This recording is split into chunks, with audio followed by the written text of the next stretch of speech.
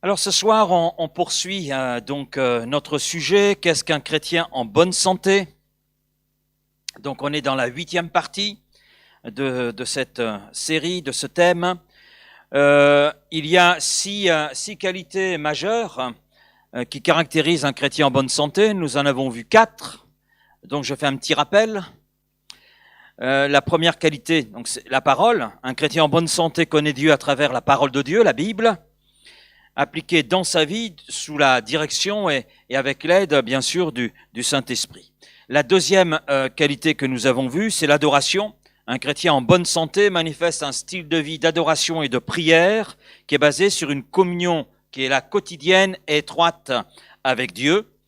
Et puis la troisième qualité, c'est la chaleur relationnelle, un cœur aimant. Un chrétien en bonne santé s'engage dans des relations de vie significatives qui reflètent l'amour de Dieu et touchent bien sûr son entourage. Et vous vous souvenez, par chaleur relationnelle, il n'est pas question de la chaleur thermique, mais vraiment de la relation, cette relation qui nous unit les uns avec les autres, relation que nous avons avec Christ, le chef de l'Église. La quatrième qualité que nous avons vue en 2 fois, c'est le témoignage. Un chrétien en bonne santé vit dans la mise en application de l'ordre de Christ de faire des disciples, c'est-à-dire qu'il a intégré cette notion essentielle, ce concept, ce principe de l'évangélisation dans tous les aspects de sa vie. Et ce soir, donc, on va s'arrêter sur la 5e qualité, à savoir les œuvres. Un chrétien en bonne santé construit le corps du Christ, l'Église, grâce à ses dons spirituels, ses capacités, et puis ses passions, et tout cela mis à la disposition donc de Christ. Et nous verrons la semaine prochaine, la dernière qualité, la sagesse. Un chrétien en bonne santé gère ses compétences, son argent, son temps, en les plaçant sous la seigneurie de Jésus. Alors on revient à cette 5e qualité. Un chrétien en bonne santé construit le corps de Christ grâce à ses dons spirituels, ses capacités et ses passions, et tout cela mis à la disposition donc de Christ, chef de l'Église, celui qui suscite la foi en nous et qui la développe. Nous sommes l'Église de Christ, le peuple que Christ s'est racheté au prix de son sacrifice sur la croix. C'est l'apôtre Paul qui le dira à Tite. Il dira ceci, Tite chapitre 2 verset 14, « Christ s'est donné lui-même pour nous afin de nous racheter de toute iniquité, de se faire un peuple qui lui appartienne, qui soit à lui, selon son identité, qui soit son reflet, purifié par lui et zélé, que l'on peut traduire par passionné, zélé, plein d'enthousiasme pour les bonnes œuvres. » Et nous savons que Dieu a préparé des œuvres, il les a préparées d'avance pour nous, de bonnes œuvres, et cela en vue que nous les accomplissions. C'est ce qui est dit dans ce texte d'Éphésiens chapitre 2 et verset 10, « Car nous sommes son ouvrage, nous sommes créatures de Dieu, nouvelle création en Jésus-Christ, et nous avons été créés en Jésus pour de bonnes œuvres. » Ces œuvres que Dieu a préparées d'avance afin que nous les pratiquions. Et au niveau des œuvres, il y a, j'allais dire, deux voies, on va parler comme cela, non pas 2 voies contradictoires, mais 2 voies dans lesquelles les œuvres se pratiquent, s'exercent.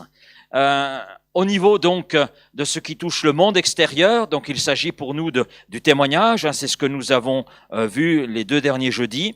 Et c'est vrai que pour remplir cette mission, le Seigneur nous assure de sa présence, et il est présent par le Saint-Esprit, puisque nous sommes la demeure du Saint-Esprit qui est la personne divine avec laquelle nous sommes associés pour accomplir cette œuvre envers le monde extérieur, afin qu'il puisse connaître Christ.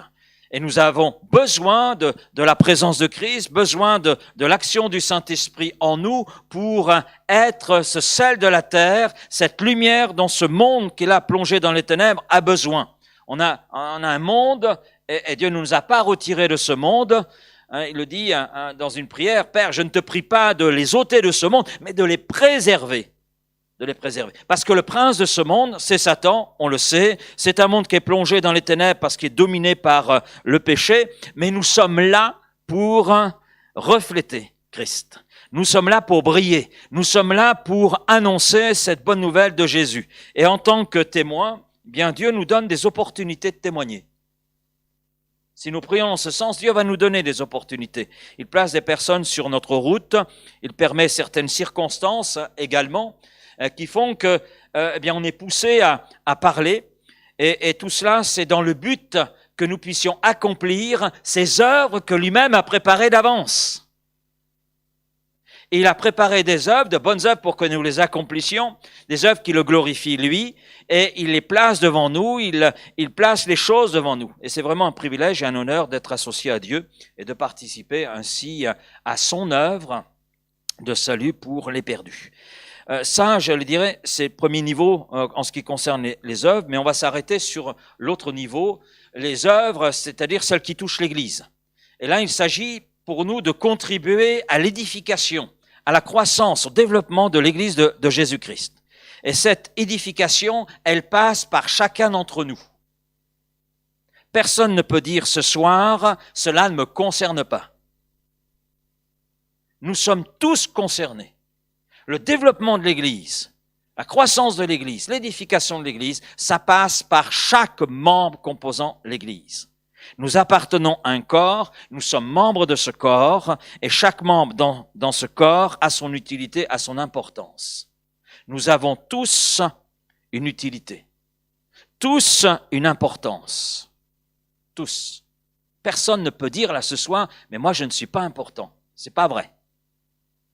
C'est pas vrai pour plusieurs raisons. Première raison, c'est que nous avons de la valeur aux yeux de Dieu, et on voit notre valeur dans le don de Jésus-Christ, dans l'amour que Dieu nous porte, et puis dans ce que Luc rapporte concernant l'Église, le Seigneur ajoutait chaque jour à l'Église ceux qui étaient sauvés.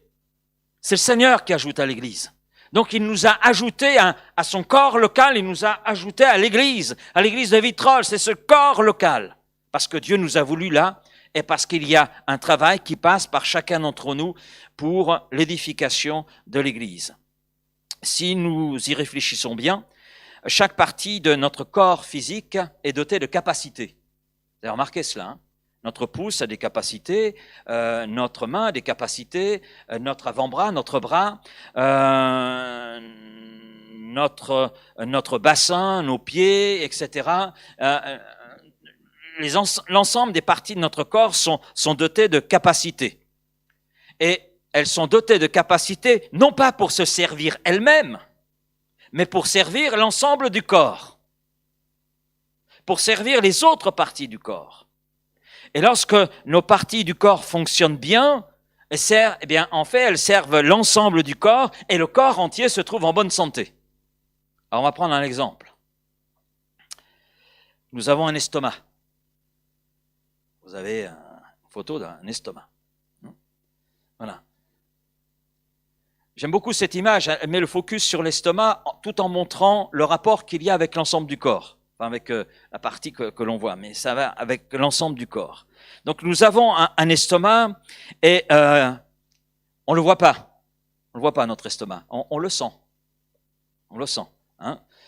Donc si nous mangeons de bonnes choses, et il nous dit c'est pas trop mauvais, effectivement, mais ralenti. Hein.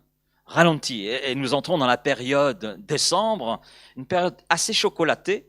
Donc là, l'estomac risque de parler, plus ou moins fort. Hein. Donc il a un rôle grâce aux aliments qu'il absorbe. Donc il a, je reprends une définition, je ne suis pas un spécialiste en anatomie, etc. Donc l'estomac a des capacités qui lui sont propres. L'estomac participe à la digestion. Il s'agit d'un processus permettant la transformation des aliments en nutriments qui pourront être ensuite absorbés dans le sang, la lymphe et être utilisés comme source d'énergie pour les cellules du corps. L'estomac a la capacité d'apporter au reste du corps les nutriments nécessaires. Ça, c'est pas Laurent qui le dit, c'est une définition sur l'estomac, fonction de l'estomac. Bon, c'est une définition très raccourcie, très simple, mais je la trouve intéressante. Donc, ça veut dire que l'estomac, ok, il a des capacités d'apporter tous les nutriments pour le reste du corps, pour le bon fonctionnement du corps. Mais, Vous avez déjà vu un estomac tout seul?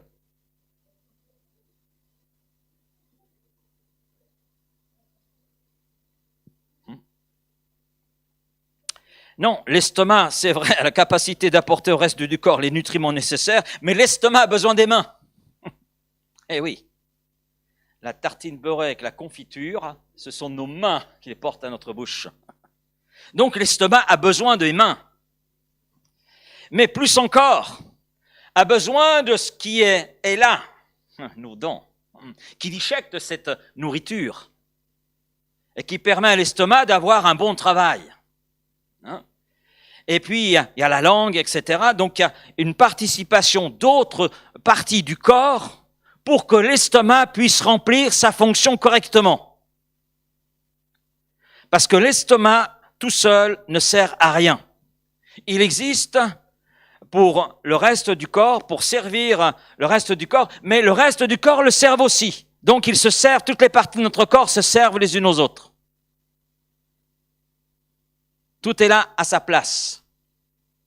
Tout à sa place. Tout a son importance. Chaque partie du corps trouve son utilité par rapport aux autres parties du corps. Car chacune des parties du corps sert le corps, et parce qu'elles le servent, alors le corps dans son ensemble se développe, peut là grandir, peut là connaître une croissance. Mais il en est de même pour l'Église. Nous ne sommes pas dotés de dons et de capacités pour nous servir, nous sommes dotés de dons, de talents, de capacités, de possibilités, parce que Dieu veut que nous utilisions tout cela pour servir son corps, l'Église. Et c'est important pour le corps auquel nous appartenons, mais c'est important aussi pour notre maturité. Nous sommes par naissance spirituelle attachés les uns aux autres. Eh oui, je suis attaché à vous, vous êtes attachés à moi. Désolé, hein. Nous sommes attachés les uns aux autres. Ce qui veut dire que les uns par rapport aux autres, nous avons des devoirs, des responsabilités, des droits. Nous avons tout cela, les uns par rapport aux autres. Et l'image du corps humain, pour parler de l'Église, est une belle image. Une belle image. Elle n'est pas là par hasard. Elle est là pour nous montrer l'importance que nous avons les uns par rapport aux autres, l'interdépendance qui est là les uns par rapport aux autres. Ce qui veut dire que personne ne peut dire ou penser ce soir, je n'ai pas ma place. Si quelqu'un le pense, il se ment à lui-même. Je n'ai pas de don, je n'ai pas de capacité, je ne sais rien faire, je n'apporte rien au corps. Ce sont des choses que nous entendons dans l'Église parfois. Des gens pensent comme cela. Non. Si Dieu t'a conduit dans un corps local, c'est que tu as de l'importance. C'est que tu as des choses à apporter à ce corps, pour le développement de ce corps, pour son évolution. Si Christ nous a ajoutés, c'est qu'il nous y veut. C'est lui qui ajoutait chaque jour à l'Église ceux qui étaient sauvés. Parce qu'il a estimé que leur place était dans ce corps. Il l'ajoutait à l'Église de Jérusalem. Et il a estimé que ceux qui venaient à lui, plaçaient leur confiance en lui, avaient besoin d'être ajoutés à l'Église et pouvaient, par l'œuvre que Christ accomplissait en eux, par l'œuvre que le Saint-Esprit accomplissait en eux et par ce qui leur appartenait, les capacités naturelles, les dons naturels, ils pouvaient servir l'Église. 1 Corinthiens 12, verset 18, à partir du verset 18, je vais lire dans la Bible en français courant ce texte. En réalité, Dieu, notez bien, j'aime beaucoup cette phrase. En réalité, Dieu a disposé chacune des parties du corps comme il a voulu. Comme il a voulu. Il n'y aurait pas de corps s'il ne s'est trouvé en tout qu'une seule partie. Ah oui, on n'a jamais vu un estomac tout seul. En fait, il y a plusieurs parties, mais un seul corps. L'œil ne peut donc pas dire à la main, je n'ai pas besoin de toi. Et la tête ne peut pas dire non plus aux pieds, je n'ai pas besoin de toi. Vous avez déjà vu une tête penchée toute seule? C'est celles que nous estimons le moins, nous les entourons de plus de soins que les autres. Celles dont il est indécent de parler sont traitées avec des égards particuliers, qu'il n'est pas nécessaire d'accorder aux parties plus convenables de notre corps. Dieu a disposé le corps de manière à donner plus d'honneur aux parties qui en manquent, Ainsi, il n'y a pas de division dans le corps, mais les différentes parties ont toutes un égal souci les unes des autres. Amen. Amen. Christ nous a ajoutés à son corps parce que nous y avons notre place. Et nous avons des œuvres à accomplir pour le développement de ce corps, pour son unité, pour son harmonie. Éphésiens 4, on va lire quelques textes ce soir, mais c'est important. Éphésiens 4, à partir de verset 1. « Je vous exhorte donc, moi le prisonnier, dans le Seigneur, à marcher d'une manière digne de la vocation qui vous a été adressée. En toute humilité et douceur, avec patience, vous supportant les uns les autres avec charité. » On peut traduire avec amour, c'est la même chose. « Vous efforçant de conserver l'unité de l'esprit par le lien de la paix. Il y a un seul corps et un seul esprit. Comme vous aussi, vous avez été appelés à une seule espérance par votre vocation. Il y a un seul Seigneur, une seule foi, un seul baptême, un seul Dieu et Père de tous, qui est au-dessus de tous et parmi tous et en tous. » Verset 7. « Mais à chacun de nous, la grâce a été donnée selon la mesure du don de Christ. » Comme l'apôtre le souligne, l'apôtre Paul le souligne dans ce passage, quand on regarde bien, cela nous demande des efforts, on est d'accord. Des efforts pour marcher d'une manière digne de la vocation, digne de l'appel de notre Seigneur. Verset 1er. Ça nous demande des efforts pour demeurer sur le terrain du fruit de l'esprit. Verset 2. Cela nous demande des efforts pour conserver l'unité de l'esprit par le lien de la paix. Verset 3. Pour conserver notre espérance. Verset 4. Il y a besoin d'efforts. Mais il n'y a pas que ce passage qui met en évidence les efforts qui sont là nécessaires pour l'édification de l'Église, pour l'édification du corps de Christ. Cela demande des efforts pour vivre ensemble.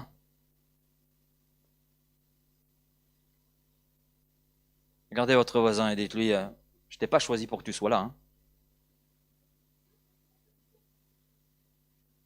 Ben oui, c'est vrai. Moi, je vous ai pas choisi. Et vous non plus, en plus. Mais Dieu nous veut ensemble. Donc ça demande des efforts pour vivre ensemble, comme Christ le demande. Se supporter les uns les autres, se pardonner les uns les autres, s'aimer les uns les autres, prier les uns pour les autres, travailler les uns avec les autres. Ah non, mais je veux pas travailler avec lui. Ah ben, encore moins avec elle, etc., etc. Et le verset 7 est très intéressant. Je le relis, ce verset 7. « Mais à chacun de nous, la grâce a été donnée selon la mesure du don de Christ. » Dans les versets précédents, l'apôtre Paul parle d'unité.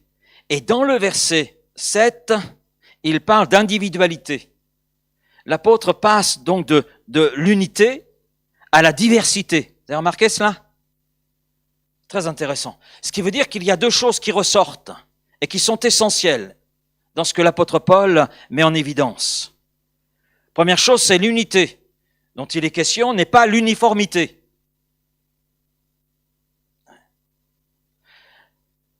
Ce qui veut dire qu'une personne ne peut pas dire à une autre, je n'ai pas besoin de toi.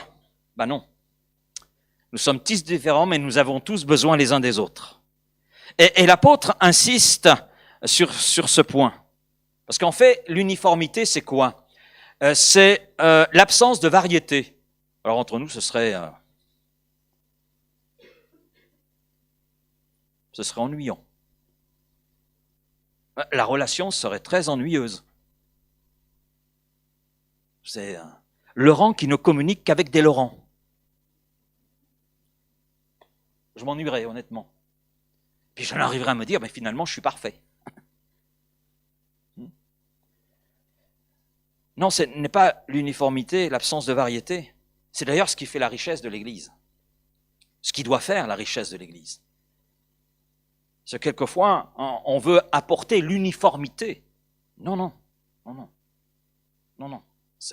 Et on le voit d'ailleurs dans le Nouveau Testament. L'Église de Jérusalem n'est pas comme l'Église d'Antioche. L'Église d'Antioche n'est pas comme l'Église d'Éphèse. On voit d'ailleurs dans les épîtres que Paul envoie aux églises qu'elles sont très différentes. Il n'y a pas une uniformité.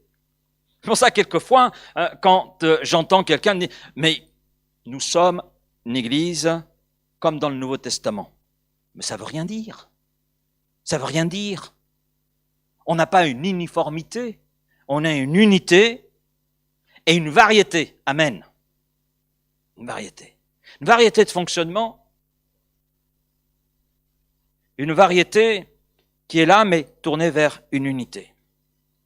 Et l'unité, c'est tout ce que chacun apporte. L'unité, elle passe par chacun. Chacun d'entre nous. Chaque partie composant ce corps qu'est l'Église. Bien que nous soyons très différents les uns des autres. Mais c'est notre richesse, c'est la richesse de l'Église. Et puis la deuxième chose qui ressort dans ce verset 7, c'est la diversité. La diversité des dons représentés par les membres de l'Église. Mais à chacun de nous, la grâce a été donnée selon la mesure du don de Christ.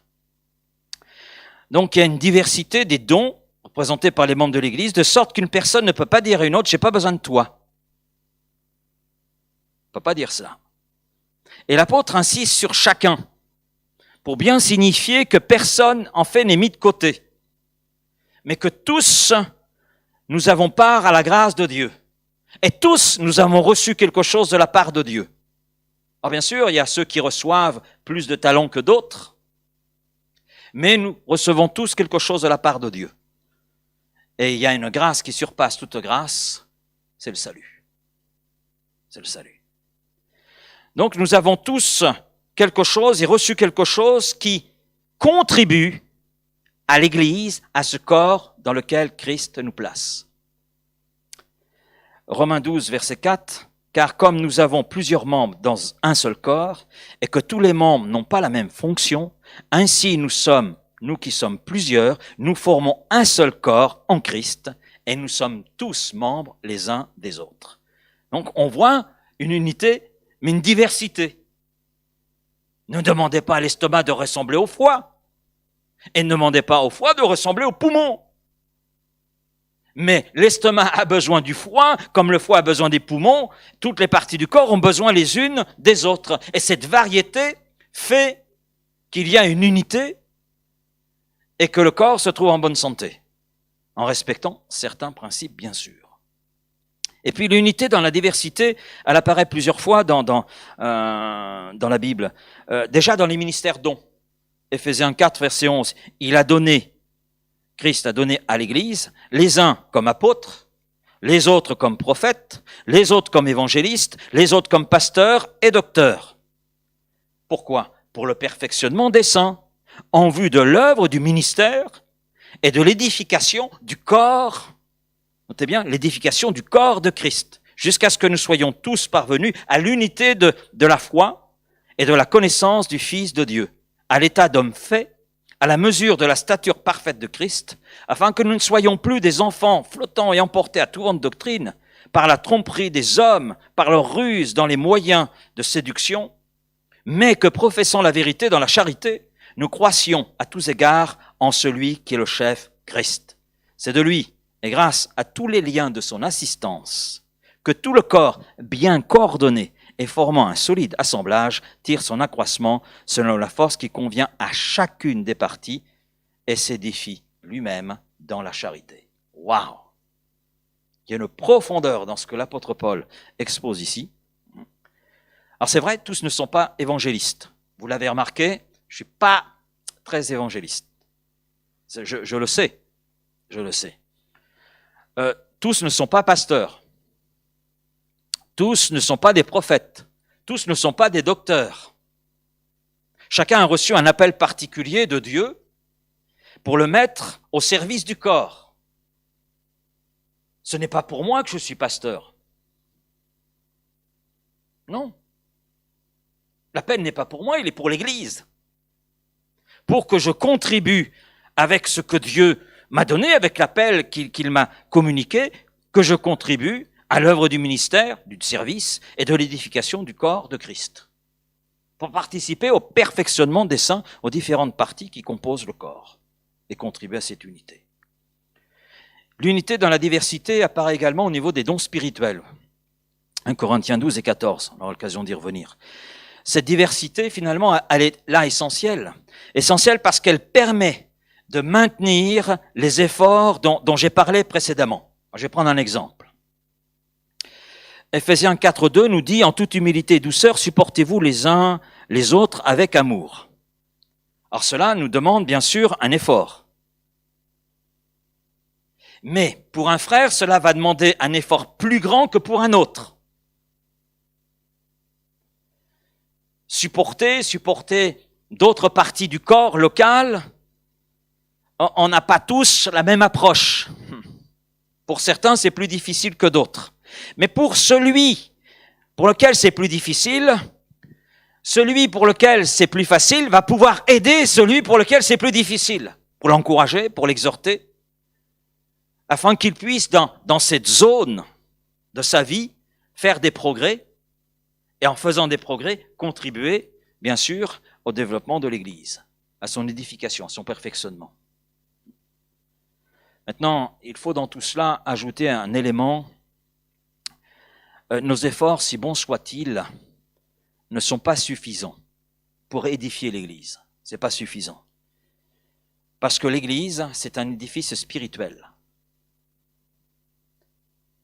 Selon la loi, c'est une association cultuelle, dédiée au culte.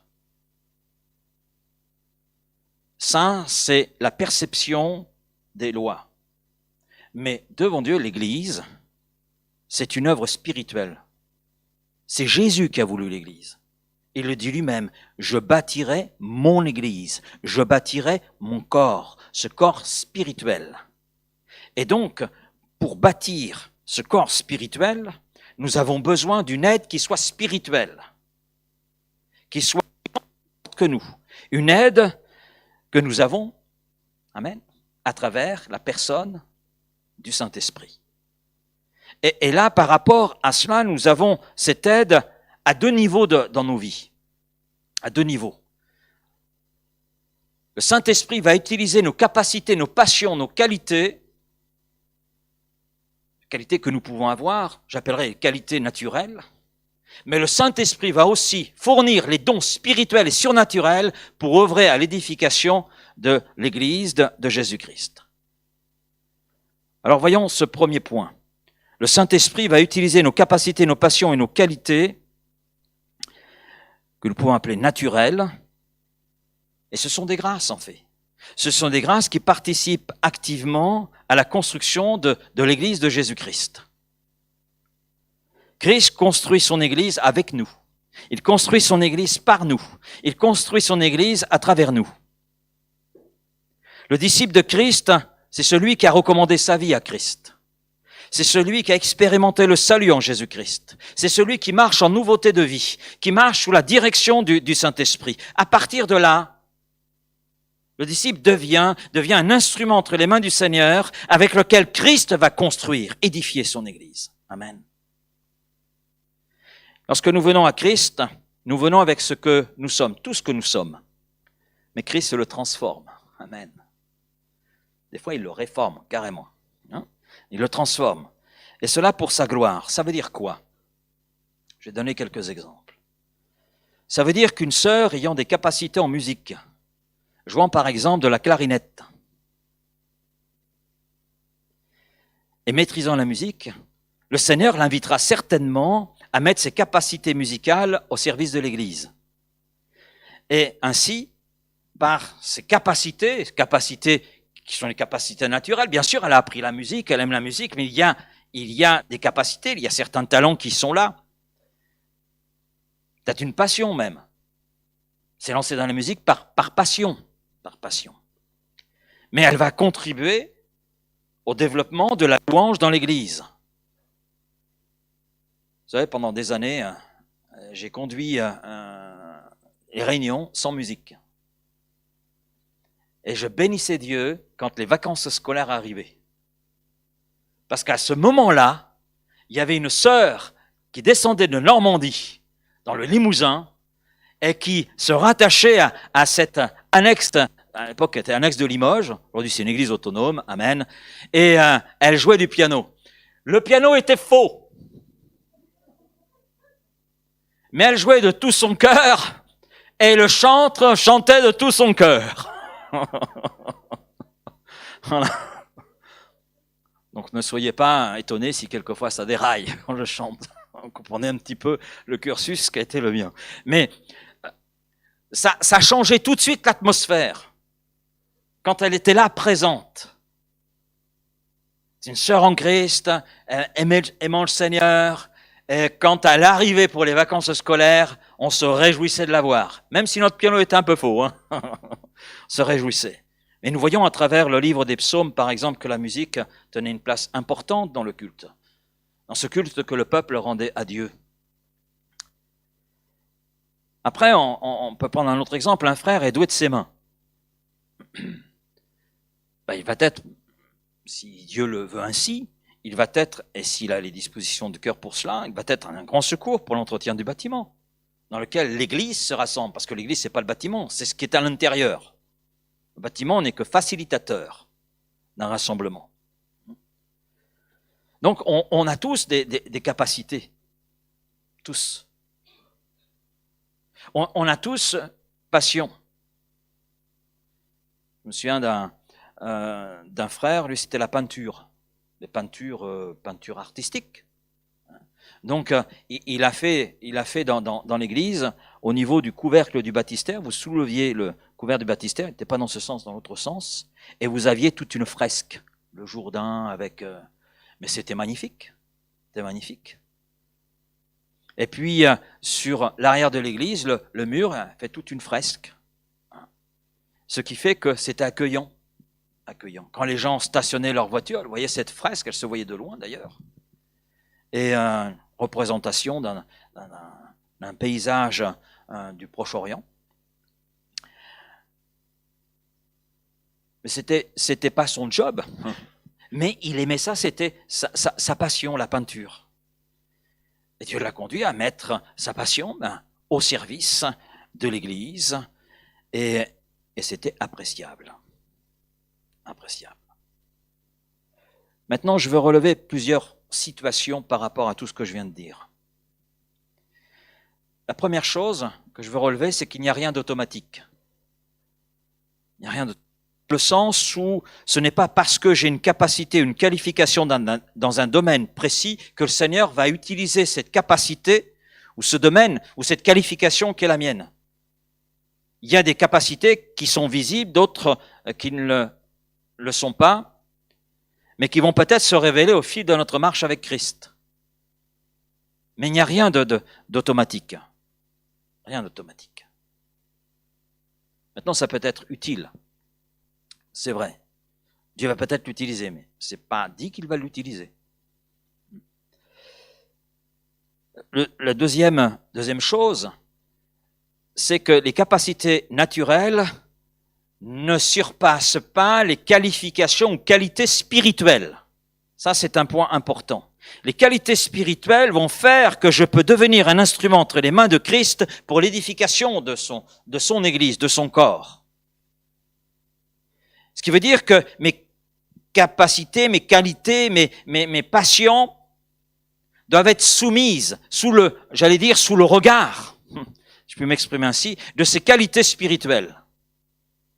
C'est ce que nous relevons dans Acte 6 avec la mise en place du diaconat. Les personnes qui sont choisies, le texte dit pour servir aux tables, mais c'est en fait pour s'occuper de l'organisation de l'œuvre sociale dans l'Église. Dans l'Église de Jérusalem, parce qu'il y a un problème qui est là. Il nous est dit en ce temps-là, verset 1er d'Acte 6, le nombre des disciples augmentant, les hellénistes, les gréquisants, murmurèrent contre les Hébreux, parce que leurs veuves étaient négligées dans la distribution qui se faisait chaque jour. Les 12 convoquèrent la multitude des disciples et dirent « Il n'est pas convenable que nous laissions la parole de Dieu pour servir aux tables. » C'est pourquoi, frères, choisissez parmi vous 7 hommes de qui l'on rende un bon témoignage, qui soient pleins d'esprit et pleins de sagesse, et que nous chargerons de cet emploi. Et nous continuerons à nous appliquer à la prière et au ministère de la parole. Cette proposition plut à toute l'assemblée. Ils élurent Étienne, homme plein de foi et d'Esprit Saint, Philippe, Prochor, Nicanor, Timon, Parménas et Nicolas, prosélytes d'Antioche. Ils les présentèrent aux apôtres qui, après avoir prié, leur imposèrent les mains. Ce que ce passage nous montre est très important. Pourquoi je dis cela? Parce que nous avons vu parfois dans les églises locales des personnes à qui on a confié des responsabilités parce qu'elles avaient des qualités naturelles, des capacités humaines qui ont été mises en avant de mettre en avant les qualités spirituelles. On a vu cela, et trop souvent, je dirais. Trop souvent. Témoignage bancal, il n'y a pas la marque de la plénitude du Saint-Esprit. Et en réalité, cela ne contribue pas à l'édification de l'Église, au développement de l'Église. Au contraire, ça suscite un affaiblissement. Et quand les choses sont bien faites sous la conduite du Saint-Esprit, cela contribue à l'édification de l'Église. Et on le voit d'ailleurs dans Acte 6. Parce qu'il y a une suite. Je me suis arrêté au verset 6, mais il y a le verset 7.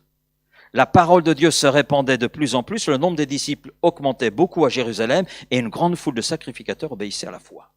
Donc on voit que ce qu'ils ont réalisé sur la base de qualités spirituelles a contribué à la croissance de cette même Église. Le troisième élément, troisième remarque, en Christ, rien n'est figé. Rien n'est figé. Et ça, c'est important.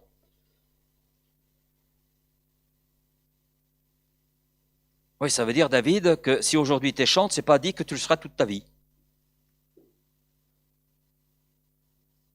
Oui, c'est ce que ça veut dire. Rien n'est figé. Je reviens à Acte 6. On a deux hommes qui sont cités. Il y en a un sur lequel il y a une remarque un peu particulière qui est faite, et une belle remarque. Ils élurent Étienne, homme plein de foi et d'Esprit Saint. Et nous voyons Étienne qui n'a pas été figé dans ce pourquoi il a été élu,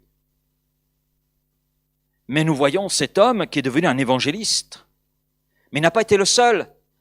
Il y a aussi Philippe qui est cité parmi les 7, et Philippe, lui aussi, n'est pas resté dans cette élection qui était la sienne, dans cette fonction qui lui a été confiée à un moment donné. Non, les deux qui ont été élus premièrement pour gérer la partie sociale de l'église de Jérusalem, ces deux hommes devinrent des évangélistes par lesquels Christ s'est manifesté pour le salut des âmes.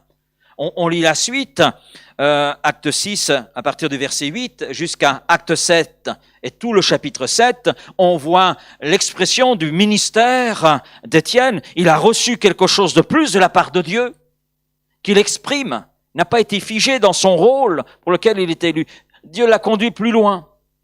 Et pour Philippe, même si le ministère a été assez court puisqu'il est mort martyr, mais nous savons que même mort, le service qui a été le sien a perduré. Amen. La semence fut semée et elle se trouvait là dans les cœurs. Et Philippe, lui, il fut l'instrument de Dieu par lequel la Samarie, cette autre région d'Israël, a connu un réveil spirituel. Acte 8. Ceux qui avaient été dispersés allaient de lieu en lieu, annonçant la bonne nouvelle de la parole. Philippe, étant descendu dans la ville de Samarie, y prêcha le Christ. Les foules tout entières étaient attentives à ce que disait Philippe, lorsqu'elles apprirent et virent les miracles qu'il faisait, car des esprits impurs sortaient de plusieurs démoniaques, en poussant de grands cris, et beaucoup de paralytiques et de boiteux furent guéris. Et il y eut une grande joie dans cette ville. Mais vous pourrez lire la suite du texte, ça fait tellement de bruit que des gens de Jérusalem sont venus voir ce qui se passait. Donc nous avons avec Étienne et Philippe deux exemples où nous voyons qu'en Christ, rien n'est figé. Christ est capable de donner des capacités qui n'étaient pas présentes au départ. Au départ, Étienne et Philippe n'étaient pas prévus pour ce dans quoi nous les voyons par la suite. Non, ils ont été élus pour simplement gérer le domaine social dans l'église de Jérusalem. Mais Dieu leur a donné des capacités, des qualités, parce que Dieu a vu leur cœur. Parce qu'il y a une chose qui est certaine chez Étienne et Philippe, dans ce qui au départ leur a été demandé et confié, ils ont fait preuve de fidélité. Parce qu'il y a un principe biblique qui est là. Et et qui est énoncé par Jésus lui-même, celui qui est fidèle dans les moindres choses l'est aussi dans les grandes, mais celui qui est injuste dans les moindres choses l'est aussi dans les grandes. Ça, c'est un principe biblique. Ce qui m'amène, introduit le quatrième point, le Seigneur est attentif à nos motivations, c'est-à-dire au cœur avec lequel nous faisons les choses qui nous sont confiées. Dieu regarde au cœur. Amen. Alors, on va lire Romains 12. Je vous invite à prendre ce texte, Romains 12, à partir du verset 3. Je ne dis pas que les 2 premiers versets du chapitre 12 ne sont pas importants, mais offrez vos corps en sacrifice vivant, ce qui sera de votre part un culte raisonnable. Ça, c'est le contexte. Ne vous conformez pas au siècle présent. Voilà. Et nous en arrivons au verset 3 de ce chapitre 12. « Par la grâce qui m'a été donnée, dit Paul, je dis à chacun de vous de n'avoir pas de lui-même une trop haute opinion, mais de revêtir les sentiments modestes, selon la mesure de foi que Dieu a départie à chacun. » Donc on a tous reçu une mesure de foi. Donc personne ce soir peut dire « mais moi j'ai rien ». Non. Non, la preuve en est. Car comme nous avons plusieurs membres dans un seul corps, et que tous les membres n'ont pas la même fonction, alors vous connaissez ce terme, si je vous le dis en grec, vous allez tout de suite trouver en français ce que ça donnait, praxis, pratiquer. Voilà. Donc tous les membres n'ont pas la même fonction, même activité, n'ont pas rentré dans la même action. Ainsi, nous qui sommes plusieurs, nous formons un seul corps en Christ, et nous sommes tous membres les uns des autres. Puisque nous avons des dons. Des dons. Le mot don ici, c'est charisma, c'est-à-dire une faveur que reçoit quelqu'un sans aucun mérite. Il n'a rien mérité, mais il la reçoit de la part de quelqu'un. Et je dirais que même nos capacités, qualités humaines, etc., ce sont des grâces, ce sont des dons. Et puis Dieu sait en donner davantage. Donc, puisque nous avons des dons différents, selon la grâce qui nous a été accordée, alors que celui qui a le don de prophétie l'exerce selon l'analogie de la foi, c'est-à-dire sous le rapport de la foi, que celui qui est appelé au ministère, alors là, je fais une petite parenthèse. Quelquefois, on sacralise les choses, on les sacralise tellement qu'on passe à côté de certaines vérités. Ici, le mot qui est utilisé, c'est le mot diaconat. Un service. Un service. Un service. Voilà. C'est une chose qui doit être faite. Voilà. C'est un service, répondre à un besoin. Mais dans ce mot, c'est répondre à un besoin en faveur des autres. Et on voit à travers Acte 6, entre autres. Ceux qui ont été élus, c'est pas pour eux-mêmes, c'est pour servir les autres. Un service pour les autres.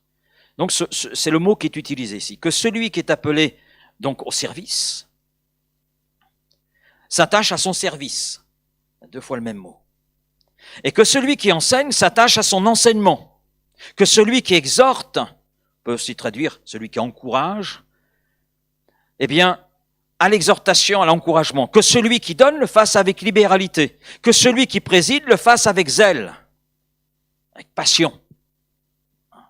Que celui qui pratique la miséricorde le fasse avec joie. Que la charité soit sans hypocrisie. Ayez le mal en horreur, attachez-vous fortement au bien.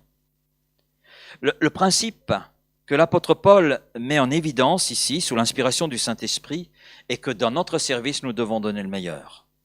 Et que le service qui nous est confié est une zone de progrès. C'est une zone de progrès. Le service, c'est une responsabilité qui touche tous les disciples de Jésus-Christ, ayant pour objectif, premièrement, de glorifier le Seigneur, 1 Corinthiens 10, 31, Colossiens 3, 23, et de construire l'Église, c'est-à-dire servir l'Église de Jésus-Christ.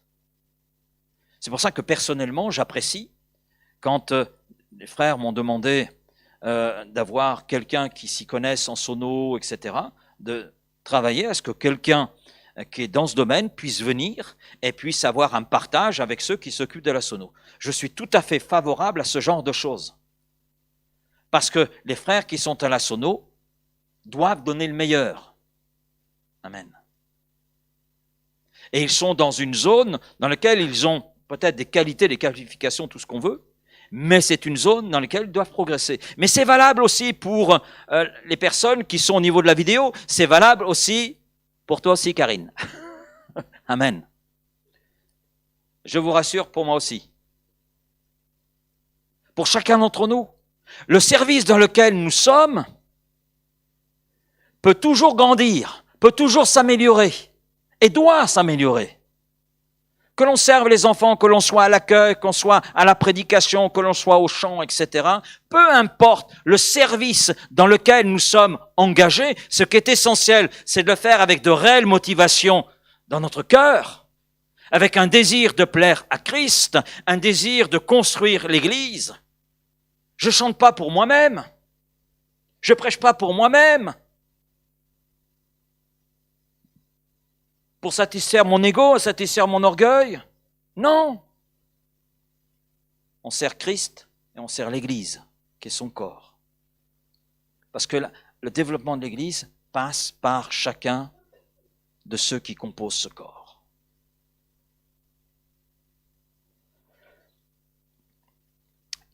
Le point B, le Saint-Esprit va nous fournir les dons spirituels et surnaturels pour œuvrer à l'édification de l'Église de Jésus-Christ. Il y a ce qui sont, comme on l'a vu, ce que moi j'appelle les qualifications, les passions, les capacités naturelles, ou que nous avons développées dans le cadre professionnel, ou etc. J'ai fait les études de compta sans aucune passion, je vous en ai déjà parlé, c'était pas mon truc. Voilà. Mais j'ai réussi mes examens. Et puis, amen, le Seigneur a vraiment aidé, même si je ne le connaissais pas à ce moment-là. Je crois qu'il y a vraiment eu sa grâce. J'ai travaillé, c'est vrai, avant de rentrer dans le ministère. Même un pasteur qui m'a dit « Quelle profession fais-tu » Je suis comptable. Il m'a dit « C'est le plus beau des métiers, c'est celui qui mène au ministère. » Quelques temps plus tard, je retrouvais cet homme comme professeur, un professeur sur l'histoire d'Israël, donc à l'école biblique. Donc ça m'a fait sourire, mais c'était aussi son arrière-plan. Et je me suis aperçu finalement que c'était utile, là où je suis passé, que Dieu a utilisé ses qualifications professionnelles, du moins pour un temps, dans certains contextes. Et je dis amen, mais c'était pour lui et c'était pour son œuvre. Bon, c'est vrai que je n'ai pas persévéré dans ce domaine. Voilà. Et encore moins ici, parce qu'il y a meilleur que moi. Amen. Donc, et puis je suis un peu dépassé. Je me souviens plus du plan comptable. Voilà. Mais c'est vrai que le Seigneur a utilisé, à un moment donné, les qualifications professionnelles qui étaient les miennes, dans des cadres donnés. Dieu l'a voulu ainsi. Il a même utilisé ce qui était ma passion pendant un certain nombre d'années, le vélo, pour pouvoir initier des jeunes à ce qu'est un vélo, comment on traite un vélo et comment on roule avec. Et comment on fait corps avec un vélo. Bon, ça a été ce qui m'a été demandé, d'encadrer des ados dans ce cas-là. Amen, c'était pour un temps. Maintenant, je suis à la retraite dans ce domaine. Ça, ce sont des choses, c'est vrai, que Dieu utilise. Et je dis amen pour cela. Amen pour les qualifications professionnelles, etc., que l'on peut avoir et qui peuvent être mises et que le Seigneur va utiliser pour sa gloire, pour l'édification de l'Église. Mais c'est pas suffisant. Le Seigneur nous communique, nous fournit des dons spirituels, des dons surnaturels pour œuvrer à l'édification de ce corps qu'est spirituel, l'Église. Et les dons spirituels et surnaturels sont cités dans 1 Corinthiens 12 et 14. Et dans ces mêmes chapitres, Paul parle de leur utilisation et de leur but. Alors Paul donne d'abord une liste avec la source. 1 Corinthiens 12, verset 4, il y a diversité de dons, mais un même esprit. Diversité de ministères, mais le même Seigneur. Diversité de services. Diversité d'opérations ou de manifestations, mais le même Dieu qui opère tout en tous. Or, à chacun, la manifestation de l'Esprit est donnée pour l'utilité commune. En effet, à l'un est donné par l'Esprit une parole de sagesse, à un autre une parole de connaissance, selon le même esprit, à un autre la foi par le même esprit, à un autre le don des guérisons par le même esprit, à un autre le don d'opérer des miracles, à un autre la prophétie, à un autre le discernement des esprits, à un autre la diversité des langues, à un autre l'interprétation des langues. Un seul et même esprit opère toutes ces choses, les distribuant à chacun comme il le veut lui. Il est même dit à chacun en particulier, comme il le veut. Et Paul poursuit, non seulement il donne la liste, non seulement il donne la source, qu'est le Saint-Esprit, qui distribue à chacun, selon ce qu'il veut lui, Paul poursuit en montrant le but des dons. Verset 3, celui qui prophétise, du chapitre 14, que celui qui prophétise au contraire parle aux hommes, mais les édifie, les exhorte, les console. Fait la distinction entre le parler en d'autres langues, qui résulte du baptême dans le Saint-Esprit, et le don de prophétie. Donc celui qui prophétise, au contraire, parle aux hommes, les édifie, les exhorte, les console. Celui qui parle en langue s'édifie lui-même. Mais celui qui prophétise édifie l'Église. Je désire que vous parliez tous en langue, mais encore plus que vous prophétisiez. Celui qui prophétise est plus grand que celui qui parle en langue, à moins que ce dernier l'interprète pour que l'Église en reçoive l'édification. Et cela est logique, que celui qui prophétise est plus grand que celui qui parle en langue, parce que celui qui parle en langue s'édifie lui-même. Il s'auto-édifie par l'action du Saint-Esprit en lui. Mais celui qui prophétise, il édifie l'Église. Verset 12, toujours de ce même chapitre. De même vous, puisque vous aspirez au don spirituel, que ce soit pour l'édification de l'Église, que vous cherchiez à en posséder abondamment. Verset 26. Que faire donc, frères, lorsque vous vous assemblez, les uns ou les autres parmi vous ont-ils un cantique, une instruction, une révélation, une langue, une interprétation, que tout se fasse pour l'édification.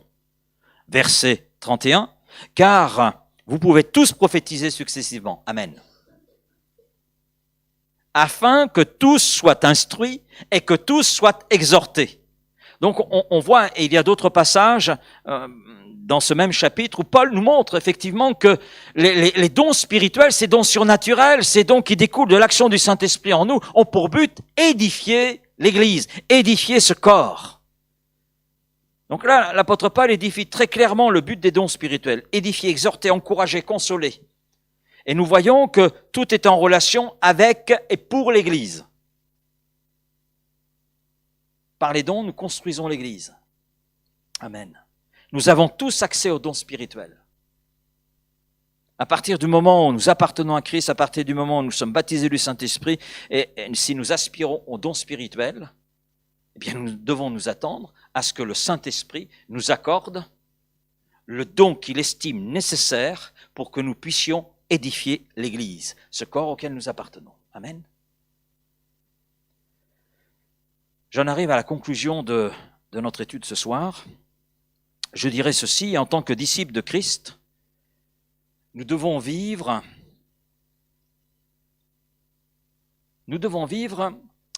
comme Jésus a vécu.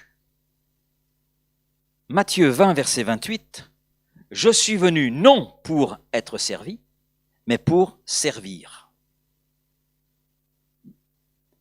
Quelquefois, il y a des personnes, des croyants, des disciples de Jésus-Christ qui ne se sentent pas bien dans l'Église. Par exemple, il n'y a pas d'amour dans l'Église. Vous le saviez ça? Il n'y a pas d'amour dans l'Église. Et en fait, en réfléchissant à cette réflexion, je me dis, mais en fait, ce disciple, en disant cela, fait quoi? Il veut être servi. Il veut être servi. Église, sers-moi. Donne-moi l'affection dont j'ai besoin. Donne-moi l'amour dont j'ai besoin. Mais l'amour, nous le recevons de Christ. Dieu est amour. Et c'est Dieu qui est celui qui nous donne l'amour nécessaire, qui par son esprit produit cette caractéristique du fruit de l'esprit, l'amour, et à partir de là, nous pouvons donner. Nous pouvons contribuer à l'édification de l'Église. Donc, le fruit n'est pas pour nous. N'est pas pour nous. C'est pour l'Église, contribuer à l'Église. Jésus est venu non pour être servi, mais pour servir. Et en tant que disciple, on a le devoir de se mettre au service des autres. Au service de Christ et au service de nos frères et sœurs, au service de l'Église. Et l'apôtre Paul nous exhorte dans ce sens, que chacun de nous plaise au prochain pour ce qui est bon. Romains 15, 2. En vue de l'édification. Alors, la première fois que j'ai lu ce texte, je me dis, mais Paul a dû se tromper, a dû faire une erreur. Que chacun de nous plaise au prochain pour ce qui est bon en vue de l'édification. J'ai pensé sur le coup qu'il y avait une erreur dans le sens où, moi, j'aurais traduit comme ça, que chacun de nous plaise au prochain pour ce qui est bon en vue de son édification. Mais l'apôtre Paul ne s'est pas trompé. Il met bien pour l'édification. Parce qu'en fait, que chacun de nous plaise au prochain pour ce qui est bon en vue de l'édification, ça veut dire que celui qui est bon comme celui qui reçoit cette bonté, les deux se trouvent édifiés. Voilà pourquoi il y a pour l'édification. Mais les deux se trouvant édifiés, c'est le corps auquel ils appartiennent qui se trouve édifié. Galates 5,13, par amour, soyez serviteurs les uns des autres. Serviteurs, doulos, domestiques. Oh non, bah si. Ça va même plus loin, esclaves. Soyez serviteurs les uns des autres. Nous ne pouvons pas être des chrétiens en bonne santé sans d'autres chrétiens dans l'Église utilisant leurs dons pour nous aider à ressembler davantage à Christ. Amen.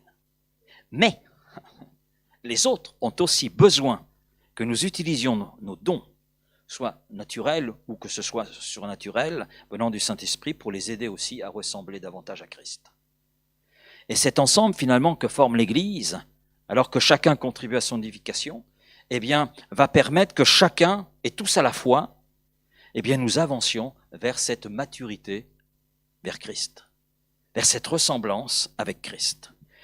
Et cet ensemble va ainsi trouver son épanouissement, mais va avoir aussi un témoignage qui est efficace. Tout chrétien qui choisit de vivre déconnecté d'une église locale ou non impliqué dans une église locale, en fait freine, met les freins pour sa croissance dans une maturité spirituelle. Parce que nous avons besoin que d'autres utilisent leurs dons pour nous grandir en Christ. Je ne peux pas grandir en Christ sans vous. Et oui, vous me permettez de grandir. Et moi, je vous permets aussi de grandir. Nous nous permettons mutuellement de grandir et d'arriver à cette ressemblance avec Christ. Nous avons besoin les uns des autres. Comme je le disais tout à l'heure, si l'estomac décide d'être déconnecté du reste du corps, vous savez ce qui va se passer? C'est le corps qui va dépérir. Parce que l'estomac, par lui-même, s'il est assis dans un coin déconnecté du corps auquel il devrait être rattaché, en fait, il ne sert à rien. Il va mourir. Il va mourir. Parce qu'il n'a de sens qu'en fonction du corps auquel il doit appartenir. Et le corps a besoin de l'estomac. Maintenant, si l'estomac décide de se déconnecter du reste du corps, le Seigneur est grand et puissant. Il est capable de permettre à ce qu'il y ait un deuxième estomac qui arrive. Parce que le Seigneur sait prendre soin de son Église. Il sait prendre soin de son corps. Son corps. Maintenant, si l'estomac qui s'est déconnecté du reste du corps revient, il n'y a pas de souci. Il n'y a pas de souci. Mais on voit que le corps a besoin de l'estomac a besoin du corps, parce que chaque membre du corps n'a de sens qu'en relation avec l'ensemble. Et je termine avec cette parole qu'on a lue en introduction. Un chrétien en bonne santé construit le corps du Christ grâce à ses dons spirituels, ses capacités et ses passions, mise à la disposition de Christ. Amen. Et cela doit être notre ambition. Cela doit être aussi notre prière. Notre prière. Et on peut estimer qu'on a peu, mais on a reçu. Chacun a reçu. C'est ce que Paul nous dit. Ce qui veut dire que Dieu nous a ajouté à son corps, qu'est l'Église. Dieu nous a voulu dans ce corps, et nous avons notre place pour permettre à ce corps de grandir, de s'épanouir, et nous, à travers aussi ce corps, grandir. Amen. Oui, nous avons besoin les uns des autres. Amen. Seigneur, merci. Merci pour ta parole ce soir. Merci pour cette 5e qualité, caractéristique du chrétien en bonne santé. Et nous voulons être des hommes, des femmes en bonne santé spirituelle, conformes au plan que tu as pour nos vies. Et nous voulons contribuer les uns et les autres avec ce qui est nôtre, ce que tu nous as accordé, ces grâces dont tu nous as faites, et avec ces dons surnaturels, dons de l'esprit, participer à l'édification de l'Église, participer à sa croissance, participer à sa maturité, et à travers cette participation, nous-mêmes, avec l'ensemble du corps, et grâce au reste du corps, grandir nous-mêmes. Et qu'ainsi, cet ensemble que nous formons puisse trouver tout son épanouissement, tout son développement, et que chacun puisse ainsi glorifier celui auquel il appartient.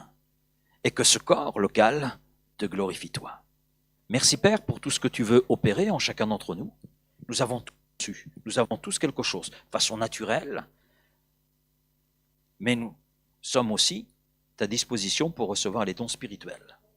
Alors Seigneur, je te prie pour celui ou celle qui aspire déjà au baptême dans le Saint-Esprit. Mais Seigneur, merci de le remplir. Merci, Seigneur, de lui accorder cette grâce, parce qu'elle est accordée à tous ceux qui te la demandent. Et merci, parce que tu donnes accès aussi aux dons spirituels. Tu nous dis d'aspirer, de désirer les dons spirituels. Surtout à celui de prophétie. Mais ça ne veut pas dire que les autres sont méprisables. Non, c'est toi qui distribues comme tu le veux, comme nous l'avons lu. Alors, Saint-Esprit, fais ton œuvre simplement en nous. Accorde-nous le don spirituel que tu as décidé de nous accorder. Mais une chose est certaine, nous voulons chacun pour notre part et tous ensemble contribuer à l'édification du corps, l'édification de ton Église. Oui, Père, et tu ne laisses personne sur la touche en cela. Alors merci pour tout ce que tu veux faire en nous, tout ce que tu veux faire avec nous, tout ce que tu veux faire à travers nous. Oui, Seigneur, je ne peux que te remercier ce soir pour tant de grâce, tant d'amour, et pour toutes ces faveurs dont nous sommes les bénéficiaires. Amen. Amen.